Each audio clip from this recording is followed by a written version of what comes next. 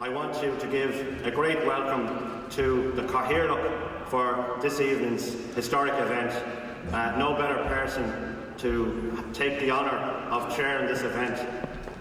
We rocked the establishment earlier this year when we elected an MEP in the 6 counties, and our Cathaoirleach tonight, Mary Lou MacDonald, MEP for Dublin.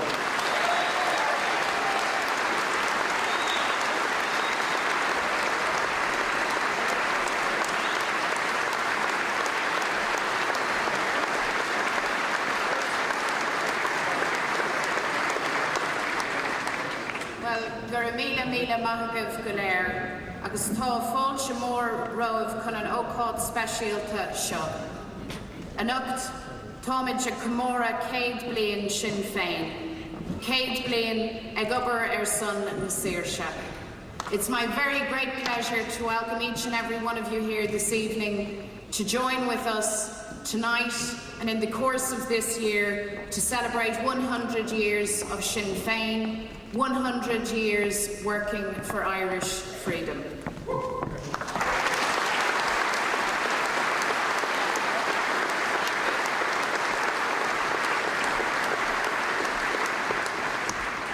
We'll begin this evening's proceedings with Árán na Bhíon, which will be performed for us by Órán Ó Casadha agus Sacorja, and I'd ask all of you to stand for that.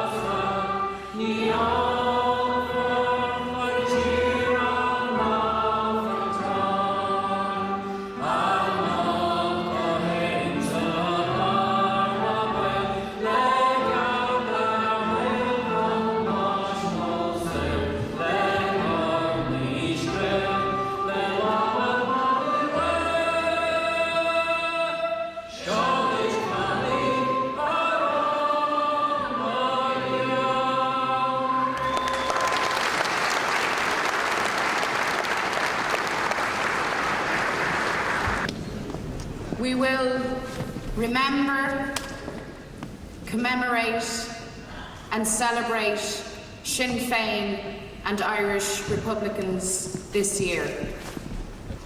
And as we remember, we will also look forward to the future and to the unfolding story of Irish freedom.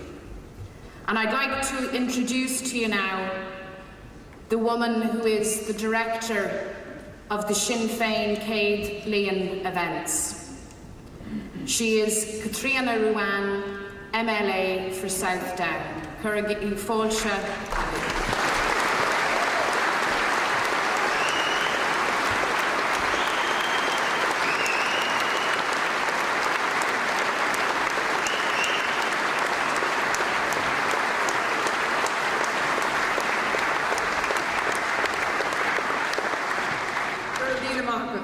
agus tá áthas an domhain bheith anseo a nocht. Tá sé iontach an slua mór daoine a fheiceáil anseo, agus a bheith linn chun an ócáid agus starúil seo a ceiliúrú, agus tá fáilte romhaibh go léir.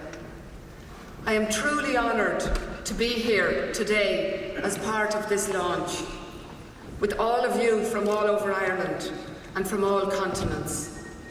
This is a very historic occasion, and throughout the year we will be celebrating 100 years of Sinn Féin. We want all of Ireland to join with us in our celebrations. The themes of celebration are intended to educate and inform as many people as possible about the origins and evolution of Sinn Féin over the past 100 years. The purpose will be to encourage people in Ireland to take possession of our own destiny in order to bring to a conclusion the journey mapped out by those visionaries who founded Sinn Féin in 1905. Our focus is on building a united Ireland, an Ireland of equals, playing our role to bring that about, being the engine for change in helping to bring about a more just society. The peace process is a key area of work. When historians analyse the last decade of the centenary, I have no doubt that they will say it was a period of intense dynamic change and that Sinn Féin and Republicans played a major role in bringing about that change. This year will pay a particular focus on the role of Republican women over the past 100 years and the future role of women in the party. Throughout the world, women have been written out of history, and Ireland is no exception. The role that women in Ireland played and continue to play is phenomenal. It needs to be acknowledged, it needs to be recognised, it needs to be recuperated. This year, Sinn Féin will make a concerted effort to play our part in doing just that. And 2005 marks the 30th anniversary of the first UN-organised conference on women's rights held in Mexico. The second was in Africa in 1985, and the third in Beijing in 1995. And I was privileged to be at that Beijing conference. Sinn Féin is also putting in place a comprehensive international programme for Céad Bliain, and events will be held throughout Europe, the United States, Australia, Africa, Asia, Latin America and the Middle East. Sinn Féin is proud of the role that Ireland has played in countries like South Africa and the Middle East. We would like to thank the Irish diaspora throughout the world who have played such an important role in the struggle and in the peace process. We are proud of the role that Irish aid workers have played all over the world, and we pay tribute to people who are working with the people of Asia after the tsunami disaster. Our MEP, Barbara de Bruyn, will be bringing the Céad Bliain message to the World Social Forum in 2 weeks' time, which has been held in Porto Alegre in Brazil. It is fitting that the World Social Forum is being hosted in such a dynamic and forward-looking continent. We want to continue to build alliances and solidarity with people throughout the world and work together for peace, justice and a fairer world. As chairperson of Céad Bhliain, I would like to extend a special welcome to our international guests here today, and I hope that 2005 will be remembered as the year when the focus shifts from war to international conflict resolution throughout the world. We have an enormous job to do over the coming months and years, and we are encouraging everyone to join the party. Encourage your friends, sons, daughters, sisters, mothers, grannies and grandads to join Sinn Féin. Become a part of the fastest growing, most progressive party on this island and join us in building a united Ireland. And I would like to give a special welcome to Frank Lennon, who's with us here today from Castlewellan. He's 97 years of age.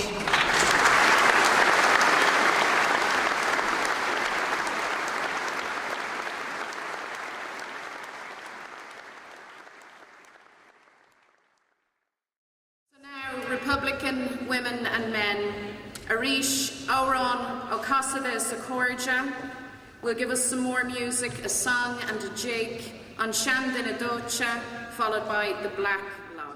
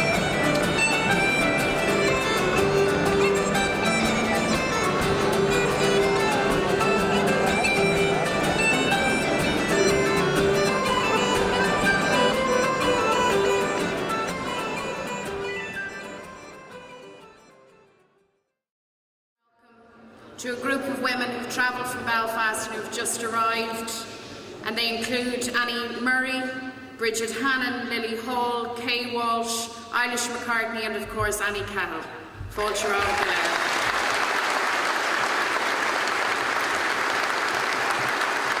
Throughout this centenary year, we will be recalling the words of great Republicans of the past who continue to inspire us in Sinn Féin today. And so we begin our journey this evening with words and images from a century of struggle. We recall just 6 key events of those 100 years. On the eve of the Great Dublin Lockout of 1913, James Connolly speaks. Dublin City, Ireland, 1913.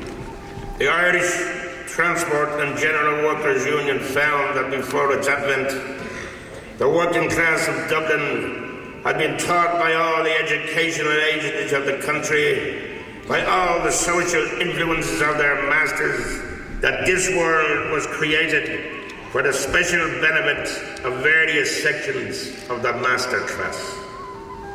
The kings and lords and capitalists were of value, that even flunkies, toadies, lickspittles and poodle dogs had an honoured place in the scheme of the universe, but there was neither honour, credit nor consideration to the man or woman who toiled to maintain them all. Against the tide, against all this, the Irish Transport and General Workers Union had taught that they who toil are the only ones that do matter, and that all others are but beggars upon the bounty of those who work with hand or heart or brain. Preaching, organising and fighting upon this basis, the ITGW found Dublin the poorest city in these countries by reason of its lack of these qualities. But by imbuing the workers with them, it made Dublin the richest city in Europe today, rich by all that counts for greatness in the history of nations. It is then upon that working class so enslaved, this working class so led and so enriched with moral purpose and high aim, that the employers proposed to make general war. Shall we shrink from it, cower before their onset? No, 1,000 times no. Shall we crawl back into our slums, abuse our hearts, bow our knees, or lick the hand that would smite us? No, no, never, no. Shall we, who have been carving out for our children a brighter future, a cleaner city, a freer life, consent to betray them instead into the grasp of the bloodsuckers from whom we have dreamt of escaping? No, no, and yet again no, and forever no. Let them declare their lookout. It will only hasten the day when the Irish working class will look out the capitalist class for good and for all time. Signed this day, August 26, James Connolly, Liberty Hall, Ballya Clery.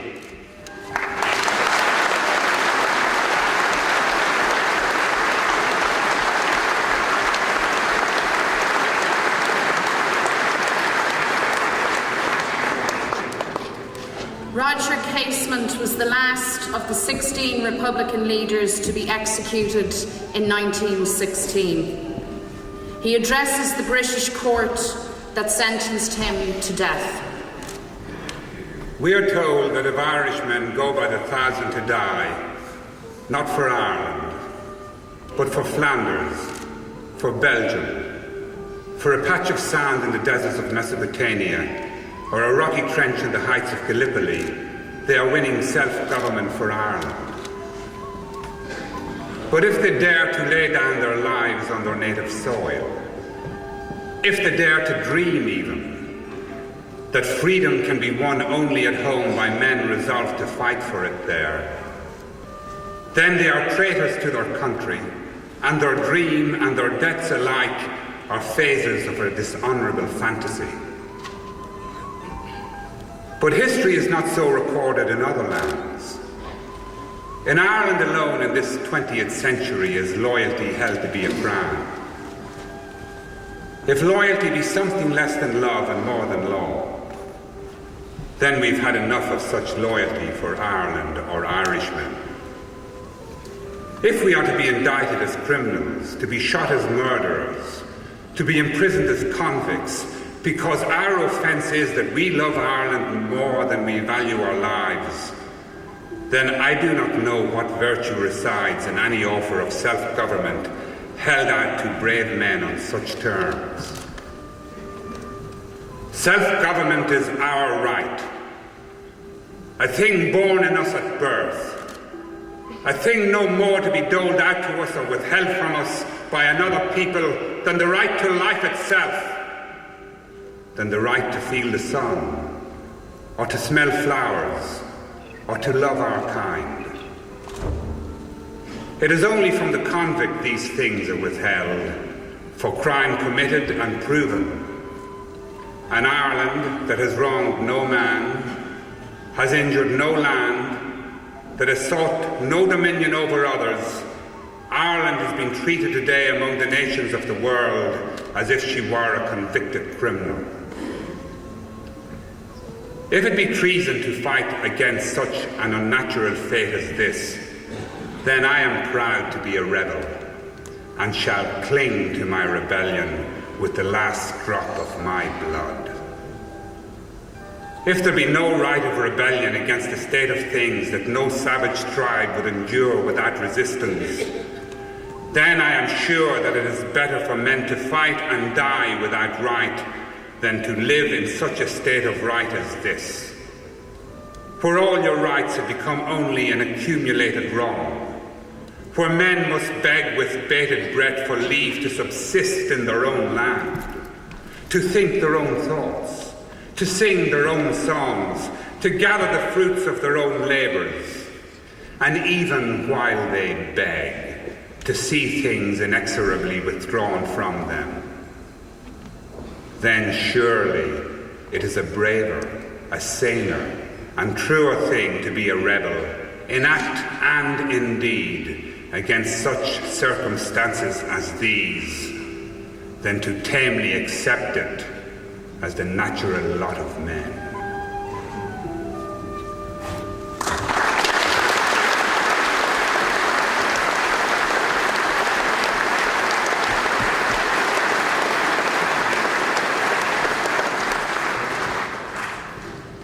In this very room, on the 21st of January 1919, the first Dáil Éireann declared Ireland's independence as a republic and adopted the democratic programme.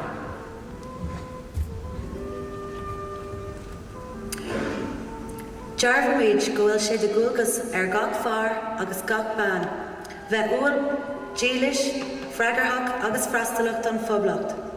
Agus go bhfuil sé de gúgus an náisiún, bheith an tuige go mbeidh chuí gach duine sa tír, a ceart agus a achhain hain a chur I bhaim waithe las an phobal. Mar chuid sé bheith freigar agus freastal na naine, Jarfaid in anam na poblachta gur dúil go gach duine a cionn féin de thurg séir an náisiún a bheith aige. Is é an príomh-chóram a bhaid ar rialtas na poblachta ná gléas a láthair chun las corpatha, las spiridálta agus las inslachta na leanaí do chur in áirithe dóibh. Féach an tuige ná beag an tocras ná an fócht dá oilint éon leanamh de ceall bia, éadaí ná tuíochta. Ach go bhaig siad gach cóir agus gléas is gá bhóibh chun teagas agus taithí ceart a thuirt dóibh. I gcóir na habre a bhaile déanamh acu mar théaránaí I poblacht séir agus Gaelach. We declare, in the words of the Irish Republican Proclamation, the right of the people of Ireland to the ownership of Ireland and to the unfettered control of Irish destinies to be indefeasible. And in the language of our first president, Pádraig McPíris, we declare that the nation's sovereignty extends not only to all men and women of the nation, but to all its material possessions, the nation's soil and all its resources, all the wealth and all the wealth-producing processes within the nation. And with him, we reaffirm that all right to private property must be subordinated to the public right and welfare. We declare that we desire our country to be ruled in accordance with the principles of liberty, equality and justice for all, which alone can secure permanence of government in the willing adhesion of the people. It is the duty of the nation to ensure that every citizen shall have opportunity to spend his or her strength and faculties in the service of the people. And in return for willing service, we, in the name of the Republic, declare the right of every citizen to an adequate share of the produce of the nation's labour. It shall be the first duty of the Government of the Republic to make a provision for the physical, mental and spiritual well-being of the children, to secure that no child shall suffer hunger or cold from lack of food, clothing or shelter, but that all shall be provided with the means and facilities requisite for their proper education and training as citizens of a free and Gaelic Ireland.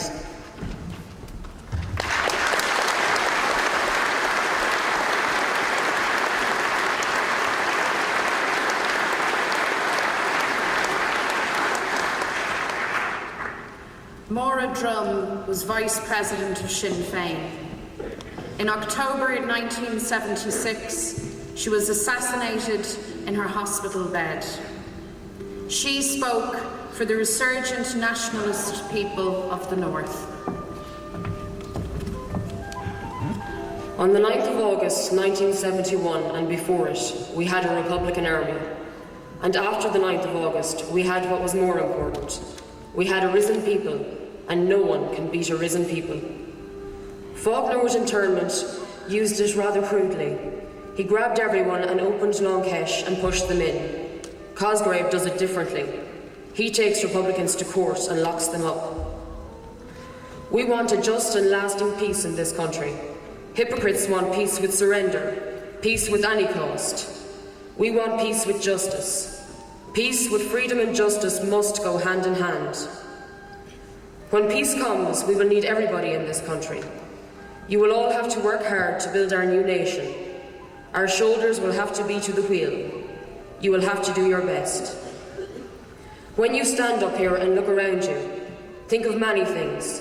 And when our boys and girls are home again, remember, there will be people who won't come home. People like Dorothy Maguire, Maura Meehan, James Bryson, and all the lads who died with them. There is going to be many an aching heart then. There will be many an empty chair by the fireside that will not come home to us. We will not take any steps backwards. Our steps will be onward.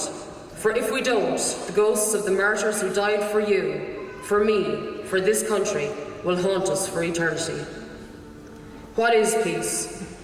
The kind that the Republican movement has been fighting for is peace. Peace with justice. Peace that our people can live. Peace that our people can have houses and that our people can walk free through the streets of their own towns, their own cities, their own country. It will be the peace that will be restored to this nation after 800 years, when for the last time British imperialism leaves our shores. Our sympathy goes to all people who have suffered and all the people who have been bereaved. It takes courage for any boy or girl to take up arms and go out and fight. It takes courage to go to the hellhole of Long Kesh, Portlaoise, Armagh Jail, Crumlin Road or the English jails. And it took great courage for the mothers and fathers who have followed their dead sons and their dead daughters. You are the risen people, and no government has been able to stop the march of the risen people.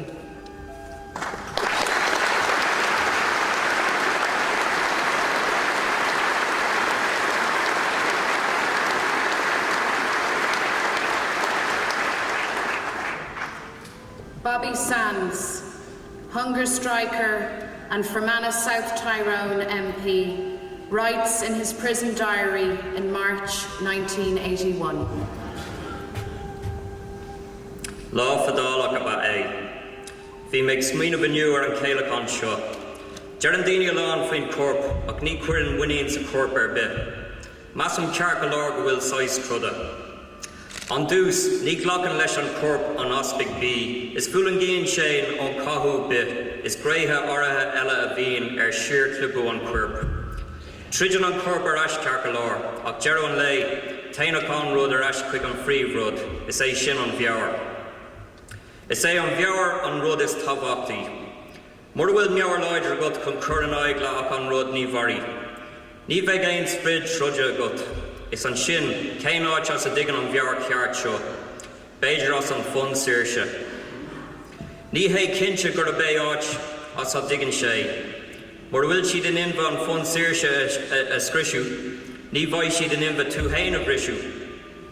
Ní bhrisú siad mé mar tá an fun saoirse agus saoirse bhainse na hÉireann imach chrí. Tuí lá éigen nuair a bheith an fun saoirse seo le taispáint ag daoine go léir na hÉireann.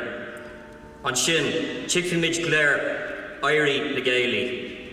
Foremost in my tortured mind is the thought that there can never be peace in Ireland until the foreign, oppressive British presence is removed, leaving all the Irish people as a unit to control their own affairs and determine their own destinies as a sovereign people, free in mind and body, separate and distinct physically, culturally and economically. I believe I am but another of those wretched Irishmen born of a risen generation with a deeply rooted and unquenchable desire for freedom. I am dying not just to attempt the end of the barbarity of H-Block or to gain the rightful recognition of a political prisoner, but primarily because what is lost in here is lost for the Republic and those wretched oppressed who I am deeply proud to know as the risen people. Nothing else seems to matter except that lingering, constant, reminding thought. Never give up. No matter how bad, how black, how painful, how heartbreaking, never give up. Never despair, never lose hope. Let them bastards laugh at you all they want. Let them grin and jibe. Allow them to persist in their humiliation, brutality, deprivations, vindictiveness, petty harassments. Let them laugh now, because all of that is no longer important or worth a response. I am making my last response to the whole vicious, inhuman atrocity they call H-Block. But unlike their laughs and jibes, our laughter will be the joy of victory and the joy of the people. Our revenge will be the liberation of all and the final defeat of the oppressors of our aged nation.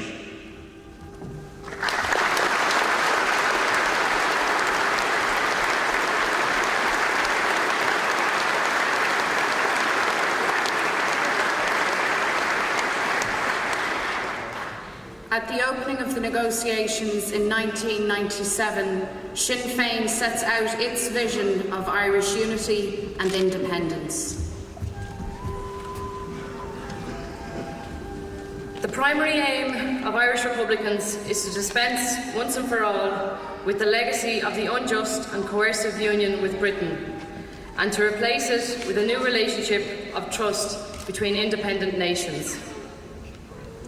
Mutual independence and a new union of mind must be our goal in these negotiations. For Ireland, that means the right to national self-determination. It was best expressed in one sentence in the proclamation of the Irish Republic of Easter 1916. We declare the right of the people of Ireland to the ownership of Ireland and to the unfettered control of Irish destinies to be sovereign and indefeasible. Partition thwarted the full achievement of Irish independence. It deepened divisions within Ireland and embittered further the relationships between Ireland and our nearest neighbour. Most tragic of all was the division of the Irish people. Sinn Féin does not underestimate the challenge presented to us all by that division, still so deep to this day. We have a monumental task to overcome the fears and suspicions which inhibit political progress. But we must work tirelessly until we are successful in that task. To our Unionist brothers and sisters, we offer the hand of friendship. We look forward to joining with them in building a new Ireland where political relationships are based on respect for the rights of each individual citizen within the nation and of each section of the nation. We represent a section of the Irish nation which has suffered discrimination and repression for many decades. We have a vested interest in ensuring that in a new Ireland, the rights of minorities are protected by the soundest of constitutional guarantees. The constitutional and political status quo with which we've had to live for the past 75 years has manifestly failed. The root of the failure is the constitutional connection with England. As an Irish Republican Party, we say clearly that that connection must be broken. We assert the independence of our country. we wish to replace the denomination Catholic, Protestant and Dissenter with the common name of Irish men and Irish women. We believe that it is possible for all of us on this island to move together to a new political and constitutional dispensation. We have the right and the ability to determine our future. Let us do so.